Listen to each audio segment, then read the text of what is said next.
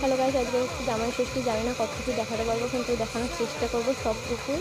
তো সকাল সকাল উঠে পড়েছি। এবার সকাল সকাল কি দোকান টোকান গিয়েছি, মিষ্টি পরোটা টরোটা এনেছি। এখানে পনির হয়ে গেছে, আলু ভাজা পটল ভাজা সব হয়ে গেছে। এবার সকালের খাবার খেতে বসে হচ্ছে। এবার গিফট দেওয়া দিয়ে চলছে এখানে।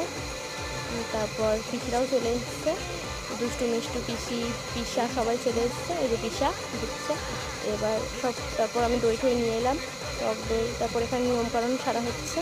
নিয়মকানুন সারার পর সোজা দুপুরে খাবারের দিকে চলে যাওয়া হয়ে গেছিলো। তারপর নিয়মকানুন অনেকক্ষণ পরেই যদিও। তারপর দুপুরে খাবার, এই যে দুই পিসা বসে খাচ্ছে। এবার খাওয়া দাওয়ার পর আমরাও খেতে বসে পড়েছি ওপরে বাচ্চা পাটি।